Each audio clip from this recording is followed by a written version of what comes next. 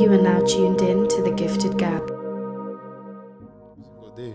Like, I think the best thing about life is that every single day you could wake up and it's a brand new day to be better than the day before. Absolutely. I think basketball taught me that a lot too, because like I've had games where it's like one game I score 3 points and then literally the next game I go for 30. You know what I'm saying? So it's like every single day you just have to like literally dust it off and it's a new day to get better. And as long as you have that hunger, like if I can make today better than I was yesterday, just learn one new thing, whether that's from a book or from talking a conversation with someone. It's like that's growth right there.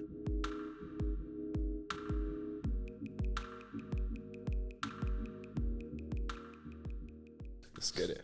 You know, I fucking tell Andre on you. He'll get so mad at you, dog. Okay, we got the jitters out. Yeah, we got the jitters out. No, it wasn't. The first time, yeah. The first time we were half an hour in, bro. No It was audio. the first ever episode we ever did. Yeah. Yeah.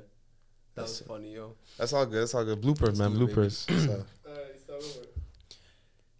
We back after a long hiatus. Another episode of the Gifted Gab, 1K Convos, and I got a really special guest with us here today. I got downtown Toronto right here in the building. yes, sir. Malcolm Duvivier, the boy mugs around the way. Yes, sir. Welcome, man. Thank you for having me, man. It's appreciate just coming on the show. Came out here to Edmonton. We reconnected, you know, after it's been a long time.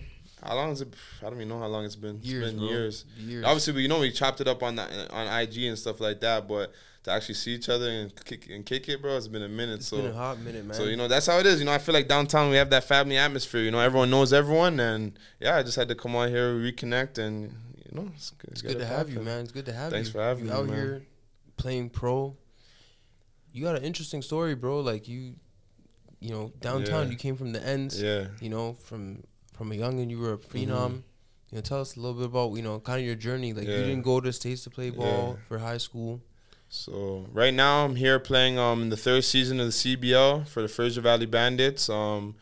Currently going to the end of the season here playing against Edmonton Stingers, going to our last 3 games. And yeah, just 2nd year playing for the Fraser Valley Bandits. Last year we played in the bubble, made it all the way to the finals and lost to Edmonton. So, you know, we're here playing our arch nemesis, trying to get our redemption. But we're working on it. You know, all that matters is you win your last 3 games going in. So that's the plan. Try to get back to the finals and win those. And then, yeah, basketball, man. Growing up downtown Toronto, started off just playing basketball, just, you know, how it goes, you know, playing monkey bar. I was a monkey bar player. You know, I used to start off playing on the monkey bars in my neighborhood. And then, you know, eventually playing on John Innes Community Center, playing Regent Park Community Center, Esplanade Community Center, just all over downtown. Any gym downtown, you could find me there playing runs or, you know, working out with a different trainer, different youth worker that's willing to, you know, invest time into me. You know, anyone who was willing to give me drills, I was willing to do them. And from there, I used it as when I first started playing ball, it was more of like an outlet for my energy. You know, very hyper kid.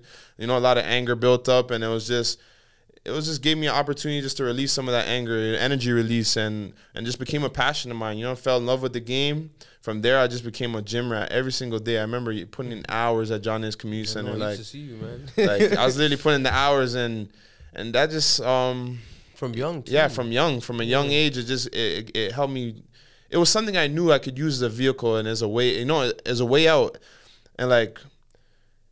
That was all it was, you know, what is a hoop dream, right? It was either the block or, you know, a hoop dream, right? So that was just, I really found it as a way out, and from there it just became a hobby of mine and a passion. I just literally went at it full-fledged, had the opportunity to go to St. Michael's College School. What was that like? What was St. Michael's like? Wanted to go to Eastern Commerce, like everyone else, you know, with all the mandem. You know, I was already registered, everything to go. And then a week before school started, I got the call and got the scholarship opportunity, and I wasn't really messing with it. Like, you know, it was an all-boys school. Obviously, you know, you're 14 years old. You want to be with all your friends. You want to be hooping with your boys. But at that time, I was like, yo, this is an opportunity of a lifetime. I actually went to go visit the school, and I seen the facilities. And then I just looked at the opportunity, like people that, like, you know, they're investing at their education at a young age. So it's like these are people who are going to be, you know, successful one way or another, whether it's sport or not. And I just looked at it.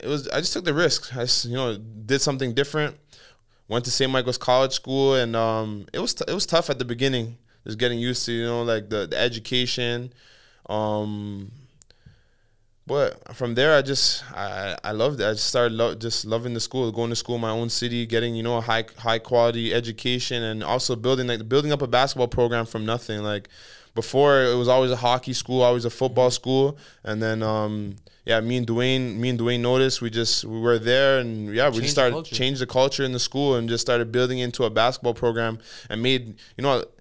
And it opened a pathway for a lot of other young kids to come up and other downtown kids. Yeah, other downtown kids. Like, you know, my little bro Nelson Caputo, he went there. I have another little bro like Godwin Bowen. He's from Driftwood, and that's where I lived after I moved from downtown. So it was just like to know that my story gave opportunity to, you know, up the lives of other kids. You know, it was motivating. It was like, you know, inspiring to me. Like, even when I was inspiring myself, like, you know, to even go out there and just do my own thing and create my own path. And then, I did 4 years at St. Michael's College School during a time where everyone was going to prep school and leaving to go to the States and try and go play for all the, you know, leave their home. And I was like, nah, I'm going to stay at home and really just build the culture here. Like, I felt like I was already going to a prep school.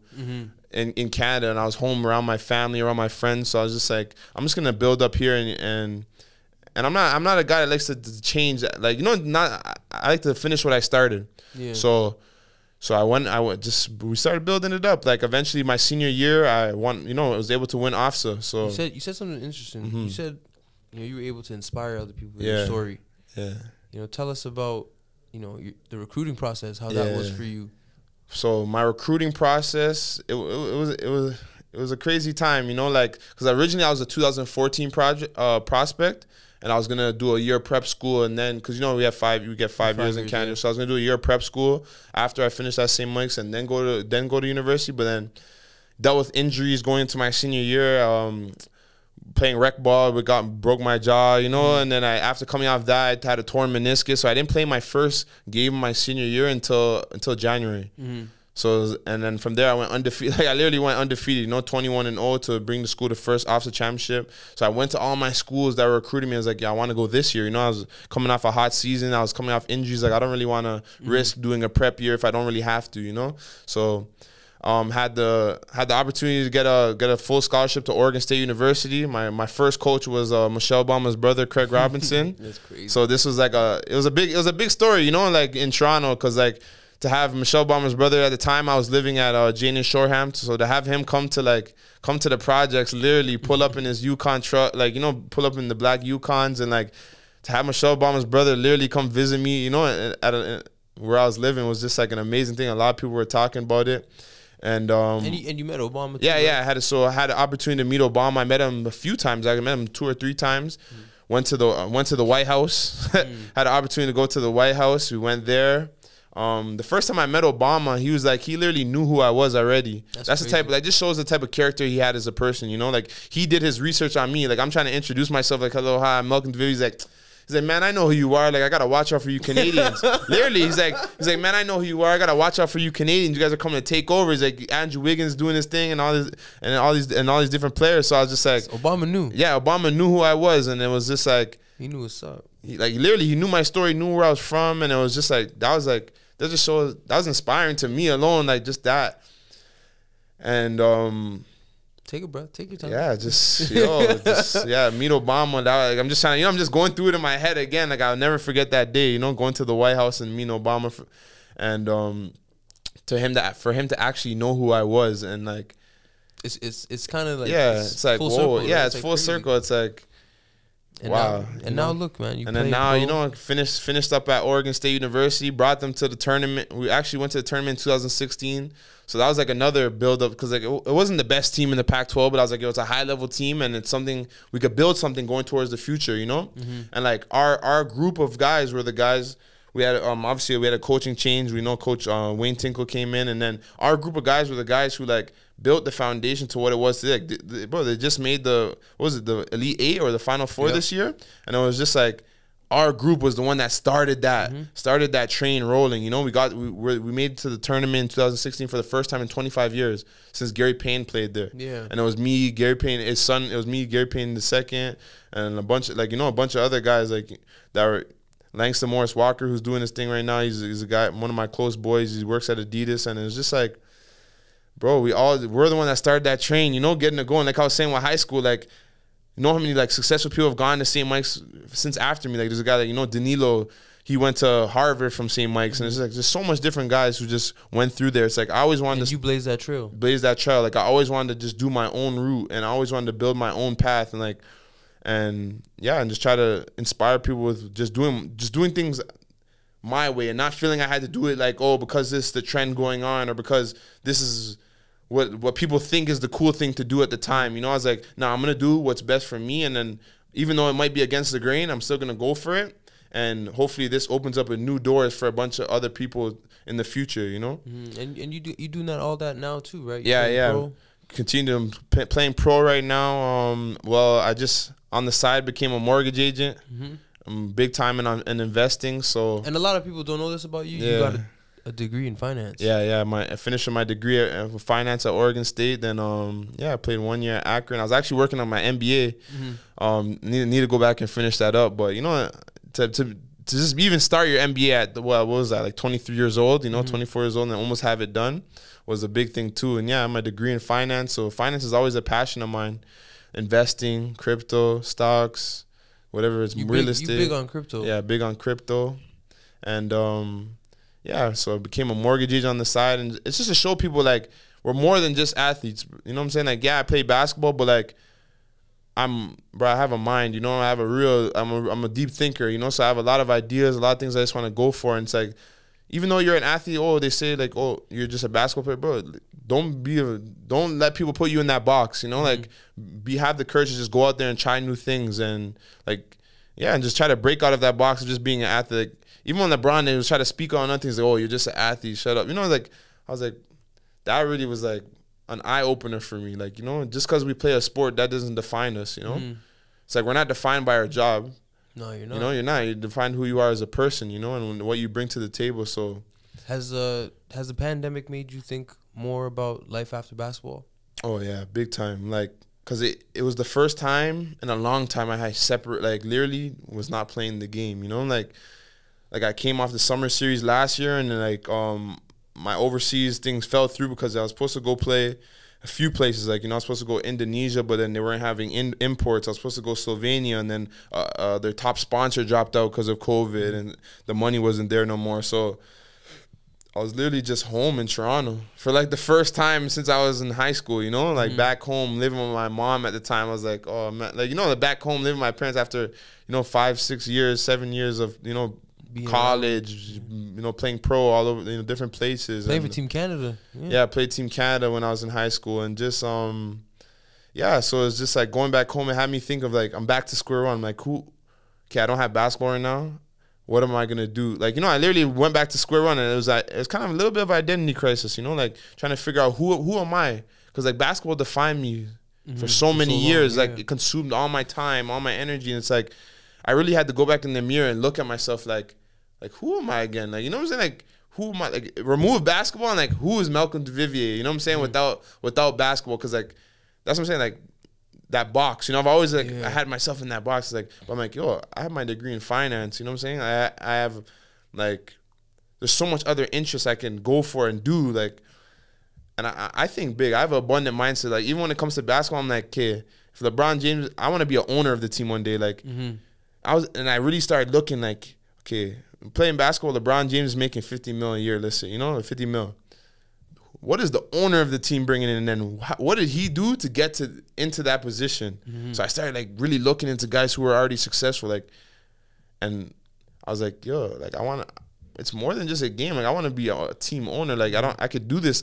I don't have to do it. I could do it through basketball. I could do it out of basketball. And like, I wanted to look for different routes where I can like put in my investment and still play basketball at the same time. That's why I became, a mortgage agent. To me, it was like the perfect thing.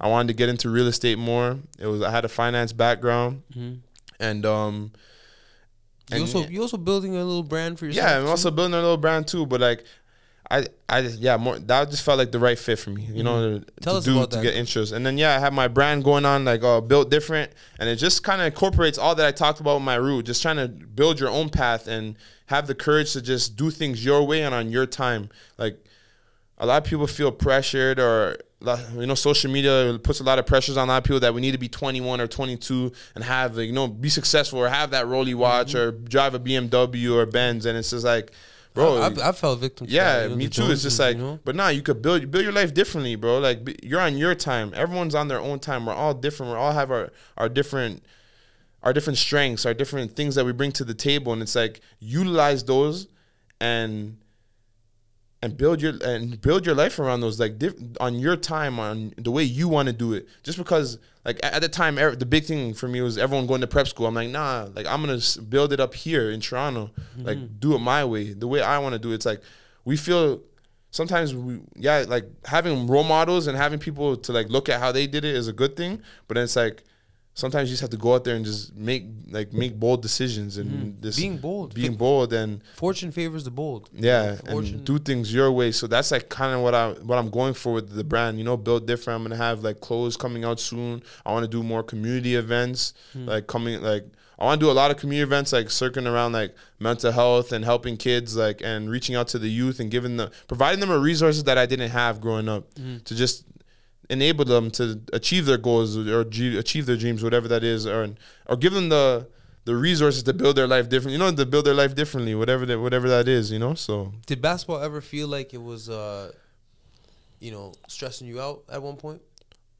Yeah, you know, basketball it has its ups and downs. It's like anything, you know. There's times where people see the pro life. Yeah, everyone thinks it's all glitz and glamour. You know, like, yeah, you're traveling all over the world. You're playing pro basketball. You're doing this, but it's like, yo, it's a serious. It takes a lot on your mental. You know, every single day, it's like you got to wake up and just it's a new day. It's a new day to just be better than the last. You know, and I think when you take that marathon perspective, it kind of eases it. But yeah, there's a lot of pressures, especially when, like, I was a guy who everyone thought was gonna make be an NBA guy. You know, it's like, yeah, they still have it could still happen, but everyone's like, yo, Mel's gonna be an NBA. Like, you know, I was a guy from downtown who was, like, supposed to be the one to make it to the NBA, and it was like after college when I didn't quite, you know, when I didn't get there, and it was just like you just start to see, yeah, it took a toll, bro. It took a toll on me a lot, because, like, you just see the way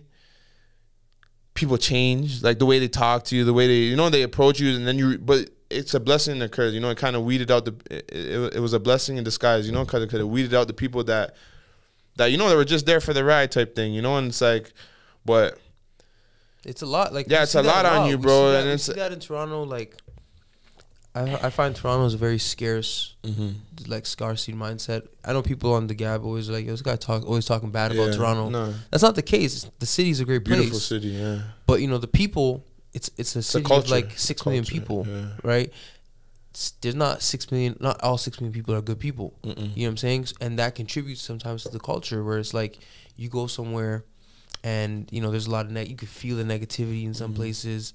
Some people carry hostility towards people that are doing well for themselves, you know, and I think when we talked about social media, sometimes that might amplify it. It might 10x that, you know. So you said, you know, during the pandemic, you were in Toronto for a bit. How did that make you kind of, you know, re-strategize or recalibrate after, like, being stripped away from basketball?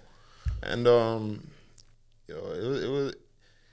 So just being away from Toronto for so long and being back, it was like a lot of people who are my friends is like, I'm not doing the same things they're doing. So I just I went through just kind of like an isolation period, like, you know, not just because of COVID, but like I just need to be on my own and just figure out who I was and who did I want to be, you know, and like who would I want and who around me is gonna help contribute to that and not.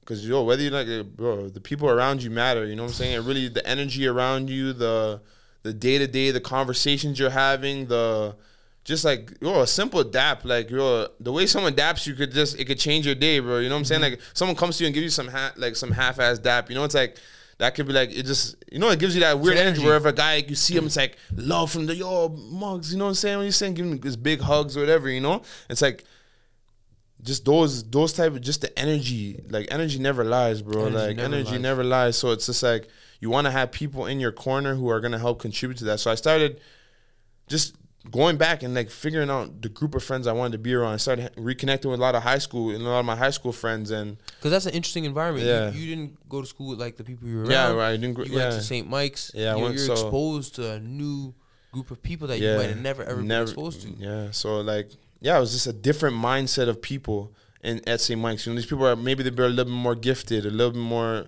Had parents who are more successful, so that blueprint set out for them. Whereas like a lot of people who grew up in grow up in the hood or grow up in, underprivileged, environments. It's like we don't have the support system's not there and the blueprint's not there. Like, a lot of people are like the first people in their family to graduate university or to do certain things. Like me, I was like you, yeah. Yeah, I was like first one in my immediate family to like graduate university and like be doing big things, playing pro basketball and doing to even graduate high school, is an accomplishment. Like, like people in my family, a lot of people in my family haven't finished high school. So it's like a lot of people that grow up in these low income are the first ones are being trailblazers in their own families, and there's no blueprint. You're just going out there and just trying to figure it out on your own, and it's like that's where being built different comes in. It's like, you're not following that parent that's like, okay, you have to go here, go to this university, then you get this job. You know what I'm saying? There's no one before that. No one said, we're just thrown into the fire, and like you said, and we're all like, I think everybody thinks there's a manual for this shit. Yeah, there really there's isn't. none. There's none. Like, we literally just go out there and say, okay, I want to do this. Either we succeed or fail at it, and we learn from it and we move on. And it's just a series of events like that.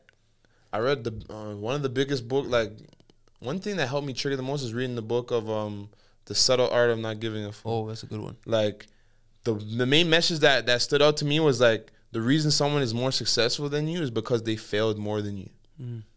Like, whoa. Like, you know what I'm saying? Like, whoa. Like, we all think like everything is glitz and glamour. Like, oh yeah, we see all these people that are successful. Yeah, we see the success, but we don't see how much times they failed to get to that point. And like, bro, me in basketball, me and like anything I've done, like, bro, I failed, and I didn't quit. I just dusted myself. Yeah, maybe I rested. I took a little break. Like, maybe I needed just, but I recharged and I just came back with a different type of hunger, and it helped me prevail through everything I'm doing. Like, whether it was basketball, that hunger is what helped me get over that hump and help me be an exceptional player. Because I was always like, they always call me a dog on the court. I just, like, I'll chip on my shoulder. You're a dog. Yeah, just because I just wanted to prove. That's why I just had something to prove. It's like, even when I go into this business, like now I'm transitioning more into the business world. I'm at rock bottom again, and I'm learning a whole new array of like knowledge and just different. It's just different. You're learning the game all over just again. learning a new game all over again, and it's like, bro, you get discouraged. You're gonna it's like like even as a mortgage agent, I'm cold calling people on like you go a month goes by, you haven't made it. Haven't made $1 on it yet. You put up all this money to get it done, like to get your license, to get pay your brokerage fees and all these things. It's like I haven't even earned $1 yet. But it's like it's kind of and there's times where I'm like, I didn't even look. I'm like, I just put my mortgage stuff away for months, like not months, but like weeks at a time. And okay, I gotta come back to it, like. Just go back to the board, and just write out, how am I gonna market myself again? How am I gonna? Maybe I have to just change the way I'm change the knowledge I have, like learn more and do these different things. But I just feel like the more you fail is the more you're gonna be successful. Because you just have to continue to just dust yourself off and just keep going. And you're gonna eventually one day it's just all gonna click. Your finance degree. When you went and started playing pro. Did it give you a different lens to look at basketball with? Oh yeah, like because like pro basketball, when you first start off, especially when you're playing overseas and stuff, it's all right money. Like, what I'm saying, you're not touching league money. It's like you're making enough money to just live a solid life. So like having that investing degree helped me take that money and help me get to that next level. Like, yeah, I was making all right money off basketball, but what I was doing with my money, I was investing in stocks. I was investing in cryptocurrency. Like, cryptocurrency is what took me from here and brought me from here. Like, yeah, I'm making maybe I'm making whatever in a season. I'll probably like I don't want to put up numbers, but you know what I'm saying. You know, but like I don't want to put up numbers, but yeah, just you know, I'm making all right money. You know, just average money. But then that investing is what took me from average to like 6 figures. You know what I'm saying? Like touching 6-figure money is just like having that knowledge. It's that knowledge. It's like think about other guys that play pro. They don't have a finance degree. Yeah. So they're not doing the same things you're doing with your money. I was gonna ask you, what about looking at the pro basketball like business? Did it give you a different lens looking at the business side of things of basketball? Yeah, I learned the business side of basketball the hard way. So like, you know, I had my first gig. I played in Israel. Went out there. I was playing basketball, and yeah, like I got cut. Like at that time was my first time really. I think it was my first time ever getting cut, like in my life. How did that hit you? How did it like playing national teams, provincial teams, teams on teams? I've never been cut, and it was like, but it wasn't because of my skill. It was just a business decision. A 5-year All-Star came up in the league for the same money I was getting, and I was a rookie. We were 500 at the time. Like now they broke it down to me like that. I was like, it's business. Business. Straight up like that. Like, you know, the guy, a 5-year vet in that league is willing to take a pay cut, and it's a high pressure season, and we're betting on a rookie. So it's like, yo, I learned the business the hard way. I learned the business side of the game, but then that helped me not take it personal. It's like, yo, every day it's like it's a business. And then I got to my next job, and then I learned the even new side of the business. Like, oh, this guy's getting paid this. Cause I'm like, yo, I'm going to practice like it's college, dogging everyone, picking up full court, like just embarrass, like, you know what I'm saying, trying to embarrass the starting point guard who was there for years, trying to, like, you know, really just like thinking I can earn my minutes, and I'm coming off and playing 9 minutes, 12 minutes, 15 minutes, but then I learned the next side of basketball. It's like, okay, this guy's getting paid this much money, he has to play. They have to get their money's worth out of these guys. It's not like how it was in college, like everyone's on an even playing field. You can go and just dog practice and you're going to get that start. The next thing is like, nah, this guy has been there for 5-6 years. He's getting paid a certain amount of money. He's going to play those minutes, like, you know. And then you get to a next point where, like, guys are older too. They're not going as hard. Then I realized, like, yo, guys are not going as hard in practice as they were, like, you know, when you're in college, the guys are like, yo, I'm good. Like, I'm a 5-year guy. I know I'm going to get my 30 minutes. Why am I worrying about this rookie? You know, like, it's just different mindset. It's a whole different game when it comes to the pro level. Was it culture shock? It wasn't I was shocked as how, because I didn't understand.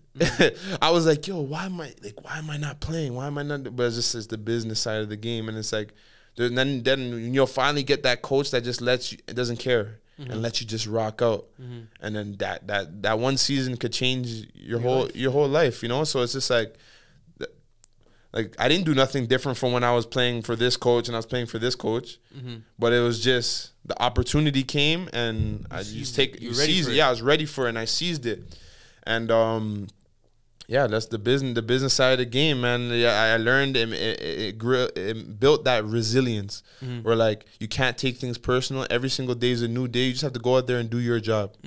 And yeah, it made me just take a different perspective to the game, you know, and not to just be a professional at my craft, work every day to get better at my craft, and then there's things that are out of my control I can't control, and just try to control the things I can control.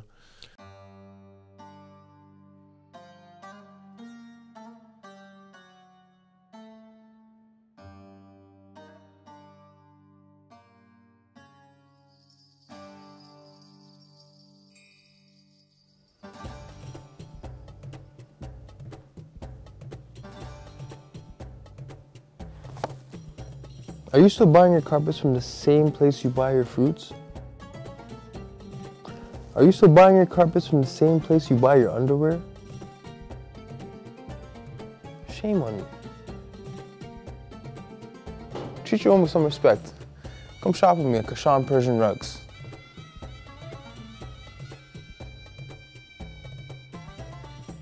What's that you said? You can't afford one.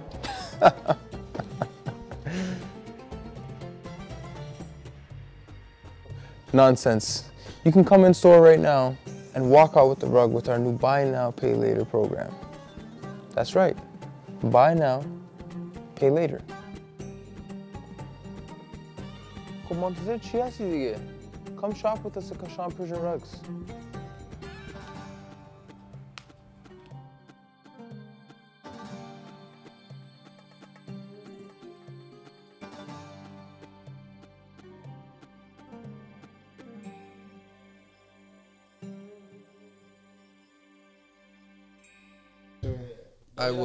I'm just gonna Yeah. organically get into it. Yeah. I actually did when did I start? I think it was right before the pandemic.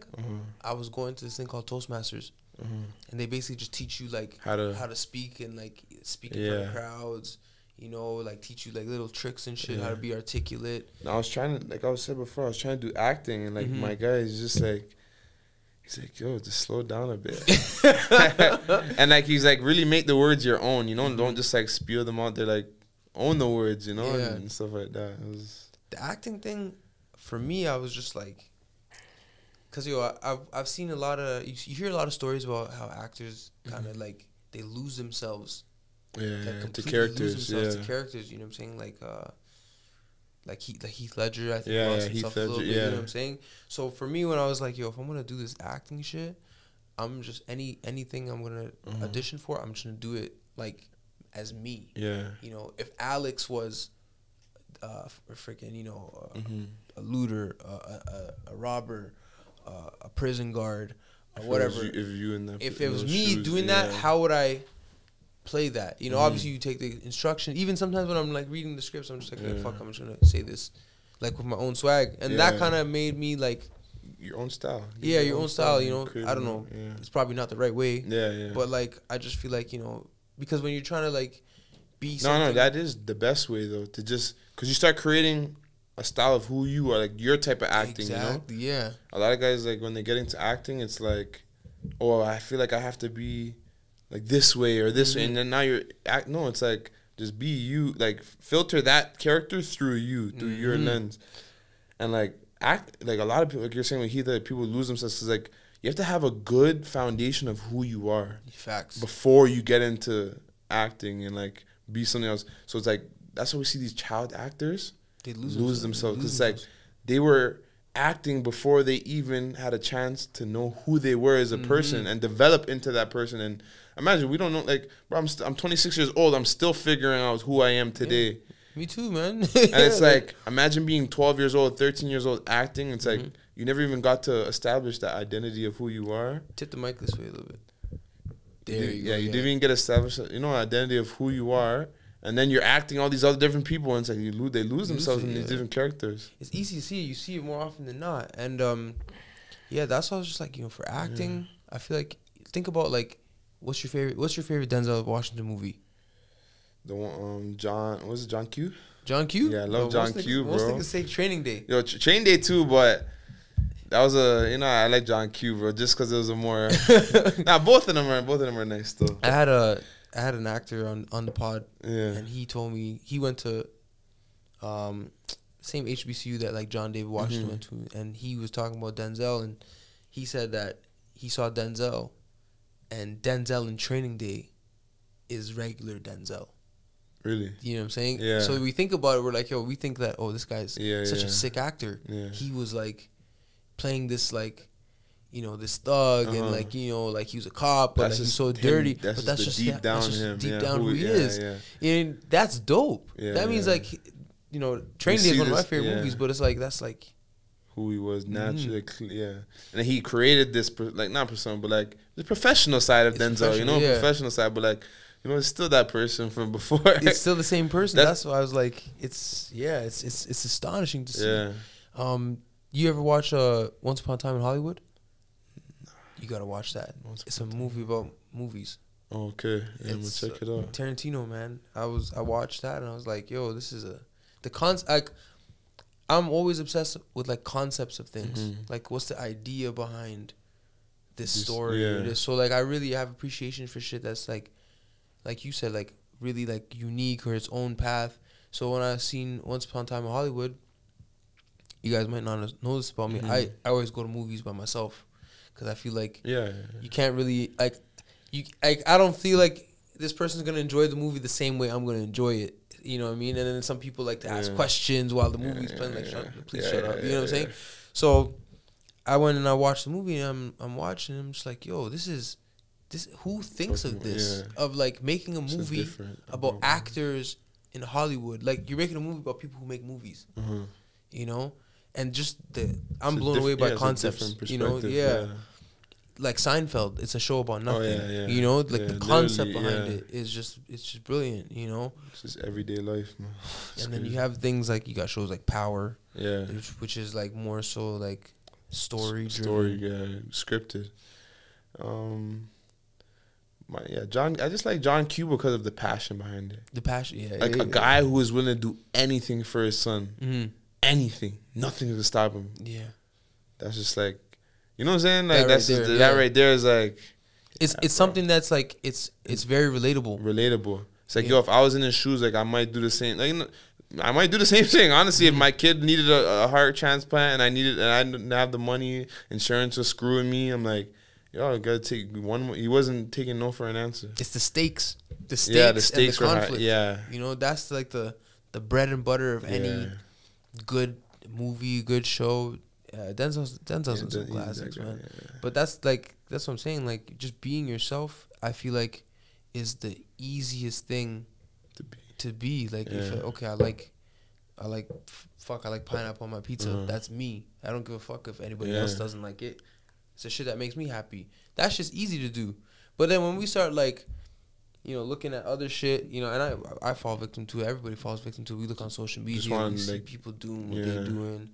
You know, this is cool. This person drives this car. They have this house. We get caught up in I always try to just be genuine, bro. Just be genuine in everything I do. Like, even my swag. Like, everyone said, like, oh, like, Malcolm, you always dress nice stuff. But I just dress, like, I always wear the stuff I always wanted to wear. Like, bro, I could tell you stories on stories where, like, I have a 1-2 designer, but I don't wear a designer every single, like, you know, all the time. Even when I go, like, I mix match myself. I'll go get some stuff from Zara, get H&M stuff. Bro, I went out this one weekend with a bunch of guys. These guys are all wearing Louis Vuitton, drip down, like, you know, 10 grand outfits. I came wearing some, it was H&M shirt. I got some sick jeans from H&M. I got these kicks from Browns. Yo, they look like some wavy designers. Fam, and then I had my, you know, a little MCM belt, you know, nice chain, whatever. But, like, yo, I walked in the room and it's like, yo, Muggs, you're fly, bro. Like, you're the fly. So I'm like, yo, men's are offering to buy my shirt off me, fam. Like, off my back. They're like, yo, I'll buy that shirt off you. Like, 2 bills right now. I'm like, fam, I'm like, yo, if you weren't my dog, I would do it. But, like, fam, this is $30 shirt, fam. But that's how I realized, like, yo, you make the clothes, bro. Like, end of the day, that's just a brand. It's just a brand. Yeah, branding is very powerful. What they think. Yeah. Like him and American Gangster. Blue Magic, that's my brand. Stand by it. You know what I'm saying? It's just a brand, you know? But, like, people make the brand. People make like Nike wouldn't be what, like, guy, you know what I'm saying? Built different, coming soon, you know? But, like, people wouldn't care about Nike if they didn't have the people they have behind it. LeBron James, Michael Jordan, they had Tiger Woods. You know what I'm saying? Like, those are the people that help push Nike to that the names that push to the next level. And it's just like, I always go at it like, nowadays a lot of people are starting their own brands and everything. And me, I buy all my homies stuff, you know. And it's like, and then my homie came, is like, it was a trucker hat. Yeah. Said $120 for it. Boom, I sent it to him, no questions asked. You know what I'm saying? Because, like, who told Gucci or Louis Vuitton that they could charge $500, $600 for a shirt? Who told them that? Yeah. But we'll go pay it.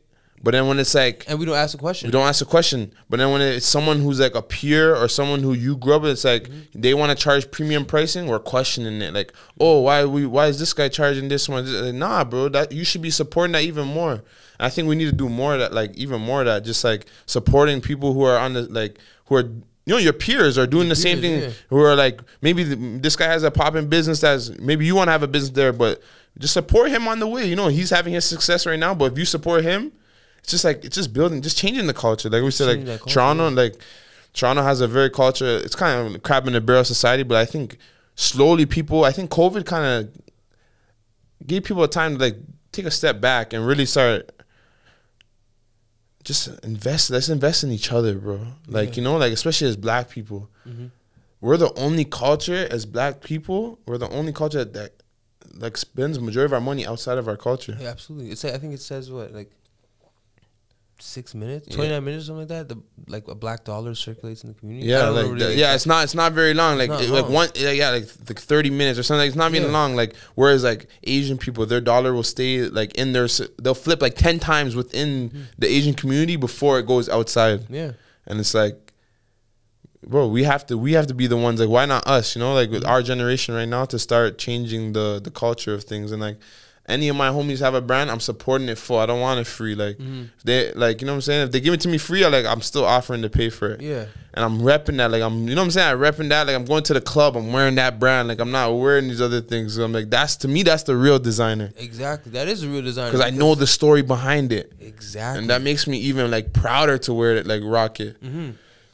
Like even right now, like, you know, I just went and got this stuff from Chinatown, to be honest. I just, like, bro, men's be like, yo, Mo's, you're fly rocking that. I'm just like, downtown yo. lifestyle, man. Downtown, just make it work. You know what I'm saying? I just wear what I like to wear, and you know, that's just who I am. And I feel like everyone should just have that courage to just go out there and just be you, bro. It takes a lot of confidence, genuine, man. yeah. It's you got to be like, I think the hard thing about being yourself that we don't talk about is it's a lot of vulnerability. Vulnerability, yeah. You know what I'm saying? Like, you're putting your complete self out there.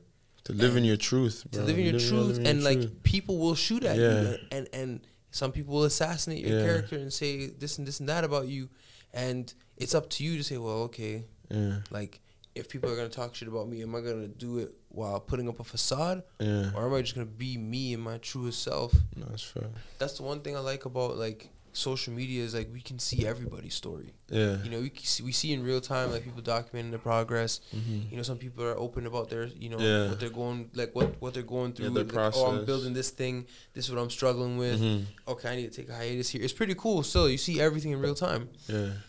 And there's a lot of free game just floating around 100% on the internet. You know what I'm saying? Like, we've got some people who've been with us, like, from the beginning. Yeah. That seen when we're struggling to freaking have the sound work properly or get the cameras in sync, and, you know, just seeing that progress. You know what I'm saying? Being able to watch everybody's progress should be more of an inspirational thing. I think that the social media shit gets us caught up in, like, comparing ourselves when we should be looking at our peers and saying, yo, this guy's doing some dope shit. Yeah. Motivational purposes only, man. You know what I'm saying? Yeah. Motivational purposes only, you know? So tell us a little more about, like, the inspiration behind Build Different, man. Build Different, like I was saying, like I always built my life differently. Like I always felt like I built my life the way I wanted to do it. And it was different than everyone else. Like I just did things my way, the way I wanted to do it, and I just always claimed as being built different. Like I was always a strong guy. I was always doing things my way, building, trailblazing, and just like, so I was like, yo, everyone could be built different. Like, you know, it's just a slogan to live by. Like, I'm built different. You know, like I'm not doing things the way everyone else is doing it. I'm not doing it the norm or the common way or the way that society's saying it should be done at the time. Like, yo, I'm building my life differently. I'm doing it my way. You know what I'm saying? Like, and like just having that sense of, like, to me, it's like when I say I'm built different, it's like a sense of pride. You know, it's like, because it's like it's the story behind that journey of how what got you from like point A to point B. Like just like you said, like someone's following, people been following, you know, this podcast from the jump, from day one till now. It's like you didn't, like, maybe obviously there's a blueprint of how podcasts should be done, but like you took it upon yourself to do it your own way. Like, you know what I'm saying? Like we were talking about earlier, you know, but the way you wanted to shoot it, the way you wanted to film it. It's like, I want it to be filmed this way. He's like, oh, it's not the industry standard. So what? Like, you know what I'm saying? This is the way I want it. You know what I'm saying? Like, you know, it's just, that's built different right there. Right there. That's like the perfect example. Just every little thing. And it's like, I always thought I was a different person than everyone. So I just wanted to just put it out there and just inspire people to go out there and do that more, you know? That feel that they could do it their way on their time. They don't have to follow anyone else's blueprint of how they should do it. And it's just like, you're going to figure it out. Yeah, like, you just have to figure it out, and just there's no like you said earlier, there's no manual. You know what I'm saying? Just go out there, figure it out, and just like, then once you get to where you want to be, it's like, yo, I'm built different because I did it my way. I think sometimes we get caught up in the fact that there's one way. Yeah. Like we've seen it once, right? And this was the example. But we need to see more and Yeah. more examples. You know what I'm saying? We need to see more examples of guys taking your routes and I'm gonna stay home and play at home and go, like, you know, go and get that Division 1 scholarship. You know, go and get a finance degree. Like, you're actually one of the first guys I know that played hoops and then went into finance. Yeah. You know, not too many guys take that route, right? So it's 100%. it's interesting, and like when you embrace the uniqueness of, like, you obviously as an individual and your story, but your story, like, everybody's, the only way we can tell our story is if we win. You win. Yeah, you gotta have that ending product. You know, it's the end product. And like, even when I tell people, like, I want to do a tell-all documentary one day about my life. You know, and it's just like there's a lot of things I put out there, and there's a lot of things I don't put out there. It's like I just want to get to a point where I know where whatever I put out there, that like nothing could break it down. It's only gonna inspire other people that were in those, like, going through those different, you know, those different whatever times, those tough times or whatever, and it's gonna help them to see that you can make it through it.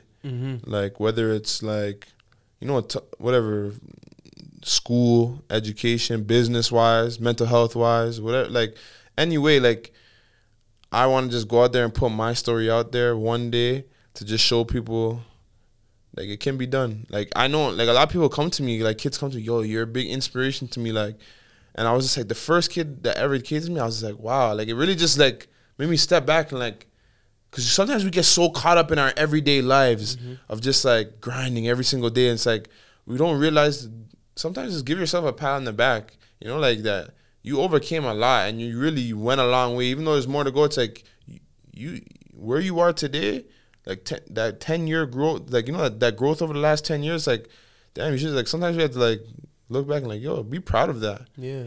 Be more proud of, like, your journey you took, you know? And, like, sometimes we kind of, like, brush our story. Like, I'm a guy, like, I don't really like talking about all the things, like, me know about. This is, like, I brush all that stuff off, but, like, that stuff is inspiring to, like, for kids, you know? Like, to know, like, a kid from my neighborhood, someone who grew up in the same place, was in the same shoes I was, made it, you know, all the way this far. And, like, if where I was that kid in behavior class. Like, I had 5 kids in my class. So, like, literally, like, 5 kids in my class. And it was like, I made it from behavior class to St. Michael's College School to you know, to going to Oregon State, graduating with a finance degree. It's like, that's inspiring to a kid that's growing up in downtown Toronto. But sometimes we don't take the time to look back and give ourselves, you know, a pat on the back. Yeah, we gotta reflect. Reflection is so important, man. Like, in order, you said, like, 10 years, growth in 10 years, and I think 10 years is a stretch. Like, even, like, 5 years, 5 years, 3 3 years, yeah. You know what I'm saying? Like, we were having a conversation yesterday. You said something about how, like, sometimes you see your old friends and they talk about stories from like 10 years ago or 7 years ago, and like, you're not even the same person anymore. And that makes you realize, like, yo, like, we're moving forward over here. You know what I'm saying? Like growth. Even though it's little, it's like every little growth is like, even from last year, I'm seeing like snap memories and stuff. I'm like, I'm looking at them like, who is that person? Like, you know what I'm saying? I'm not being that same person, like, mentally, physically, like, everything. I'm just in a different mindset. It's just like, and I'm just like, wow, like, the work that I've been putting in is really paying off. You know, it's like last year I knew nothing about real estate. I knew nothing about, like, I knew a lot about cryptocurrency, but like, I didn't know, like, day trading and all these different things. I really went into depth and just put in the work and just had the hunger, just want to learn these different things and grow every single day. Like, I think the best thing about life is that every single day you could wake up and it's a brand new day to be better than the day before. Absolutely. Like, that's the greatest. Even if yesterday, I think basketball taught me that a lot too, because, like, I've had games where it's like, one game I score 3 points, and then literally the next game I go for 30. You know what I'm saying? So it's like, every single day you just have to, like, literally dust it off, and it's a new day to get better. And as long as you have that hunger, like, if I can make today better than I was yesterday, just learn one new thing, whether that's from a book or from talking a conversation with someone. It's like, that's growth right there. That is growth, man. What are you reading right now, bro? I'm on the hunt. You just gave me a whole new, you know, right now I was literally on the hunt for a new book. You know, you provide me, you know, a bunch of new books I'm gonna dive into. But the last couple books I read was The Way of a Superior Man, like we were talking about earlier. That book was an eye opener. I sat down and read it in one sitting. There was That book I read. There's a book called Focus by I think his name is Daniel Goleman or something along those sorts. It was a great book. Like just how to channel your focus and your awareness and where you put your mind, your thoughts, like your energy to is where like where you're gonna reap the benefits. And like we think we can multitask. That book was like we think we can, but you can't. You can never. If you want to do something 100%, you can never multitask. You have to give it your 100% focus, So it's like you're able to, this book just gave me, a good basis of how to handle my thoughts, how to channel these different thoughts, and how to, focus when I, change my focus at different times. I don't agree with that though. You don't agree with that? Yeah, like, you don't agree with that? I think multitasking. But can you do something 100% effort, multitask? That's what I'm saying. Like, yeah, you can multitask, but it's never going to be to your complete 100% focus of what you know what I'm saying? Like, that's where I want to, I agree you can multitask, but I don't think you could do it to your fullest potential. I may be biased because I'm a serial multitasker. Yeah. But, do the studies, man. Do the research, man. I'm pretty sure. Because, like my last 9 to 5 before, like, starting this business, like, it was office oriented, and offices are really like multitask heavy. It's like you gotta juggle different. But what do you mean by multitask? Give me an example of a multitask. For example, you might be hosting an event. Yeah. Okay, so you gotta be over here and putting together the budget and the finances. But then you're also here. You gotta put together the crew and the team. But I'm saying even more like when you're doing those budgets. Your focus all on the budgets. That's what I'm saying. I'm saying I'm not saying like over like macro. I'm saying on a micro level. On a micro scale. Like if we're having this conversation, I can't just be here texting on my phone and having this conversation. You can't. You know what I'm saying? That's what I mean. Like 100%. It's like you can't at any given time. At any given time is one thing. That's what I mean. Like at every given time, it's one thing. And if you lock in more, so it's like I was saying about reading. It's like you take that 1 hour, turn your phone off, turn everything off, all distractions off. Bro, you'll probably end up reading way more than your 1 hour because you'll get into that flow state of just it's crazy because I read 3 books at once usually. Yeah, like I'll read like one that's like a novel. Yeah. One will be like more business or self help, and then one more like studies or like religious or whatever it is. And like people see that and like you're like, what's wrong with you? Yeah. You know what I'm saying? Yeah. But like. For me, I just like I do that. I'm in this awareness where like I know what works for me. You know what I'm saying? Like if I'm reading and I've been reading this book for the last 3 days, and I want to break and go. Yeah, you need a little break. Yeah, it'd be like that sometimes. Yeah, 100%. And when people say multitasking, that's what I think of. It's like maybe throughout a week you have a couple. You have a couple of different goals. Throughout the week, right? Yeah. To me, that's multitasking. Yeah, I just mean like when I mean I mean like. Give your attention like right now, like see right now we're 100% in this conversation right here. Our minds are not, thoughts are not thinking about nothing. You know what I'm saying? I'm not thinking about what I'm doing later. I'm thinking about right here this conversation. I think that's what I mean by like your 100% attention, 100% focus. Because then eventually for productivity, you want to get into that flow state. You know what I'm saying? To really perform. Flow state, perform at your, like we always perform at our best level. We're in that flow state. So it's like when you give something the book kind of teaches you how to channel your focus to get into that flow state easier, to be more productive. So like, that's where it kind of give me multitasking. Of course we multitask. We have a million. You know what I'm saying? I said, I'm a basketball player, mortgage agent, investor. I'm multitasking every day. But I just think on a micro scale, like more like we're here right now. Our attention's right here. And I think if you have your 100% focus on something, you're gonna do it. You're gonna do it. With passion. You're gonna do it properly. I think they touch on that a little bit in the way the Superior Man a little bit too. Touch just on like that as working well, like attention and just putting your all into like your purpose. Like I don't think we talk enough about like figuring out like what you're actually destined to be on this earth. You know what I'm saying? We don't really pay we brush it off. When we start thinking about like, okay, well, we want the job, we want the house, we want all this shit. Well, what is it? There's bigger purpose in there. There's always a bigger purpose. Always. Like me, I know like, I'm a basketball player, but my bigger purpose is to, like, I think my purpose is to inspire other people. Because I'm like, when I talk to people and I get passionate and I'm like giving game to my young boys, it's like, yo, I'm just trying to inspire them. I'm trying to like give them that knowledge that I didn't have when I was growing up, or like I'm trying to be that big, like you know that person, brother, yeah, that big bro. It's come from a pro. It's coming from someone who's lived through, everything. Done through it, like been through it. When it comes to basketball, just life stuff too. Like my young boys, I'm always telling them like different life stuff that I didn't have. Like people were leading me in just different ways. I just like, bro, I'm gonna be the person that the role model I wanted when I was growing up, and that's what I'm trying to do, is inspire young kids to just go out there and just be themselves, bro, and just be authentic. Like whatever that is, just go out there and just do you, bro, and don't be scared. Don't listen to no one else. Just 100%, just do you. Like, and we don't do like. Yeah, we don't do it enough, bro. Like we think we do, but we don't. Like we're always like being motivated or subconsciously motivated. And I think sometimes you need to take a time away from social media, take a time away from your phone, and just looking yourself in the mirror, like do that self-reflection and find out what did God really put me on this earth to do. And it's like, cause like, these different jobs and all these things are vehicles. They're vehicles. You know what I'm saying? It's like you have to, but there's still a greater purpose. Like LeBron James being a basketball player, that's a vehicle for him to, bro. The guy inspired how many kids to play the game of basketball, and achieve the NBA. And it's like you have to figure out what is your purpose, and then what vehicles can you use to achieve your purpose. And what if someone thinks their purpose is the NBA and then they realize it's not? Then what?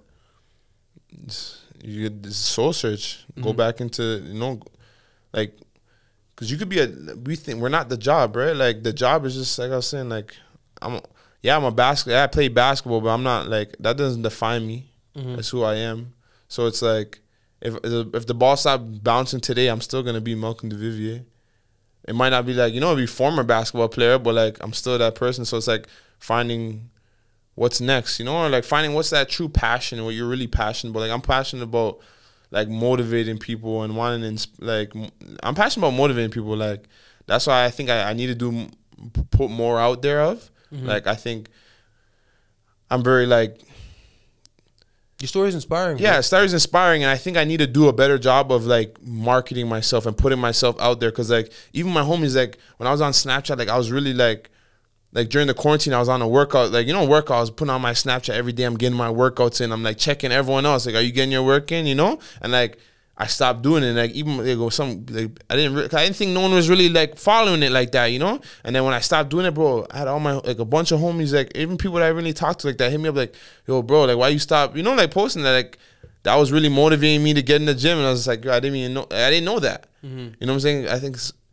sometimes we don't realize that there's always people watching. Always people watching. You don't know who's watching you, and like someone could watch this, and this could be be a spark to someone to do amazing things. And I think that it's just, as long as you're authentic and just do you and continue to put that message, like just continue to just put whatever you feel that message is you want to put out there. My man, you hit it right on the nail, bro. Any last words, bro? Before we get off. No, I just saw you could follow me on Instagram, builtdifferent.ca.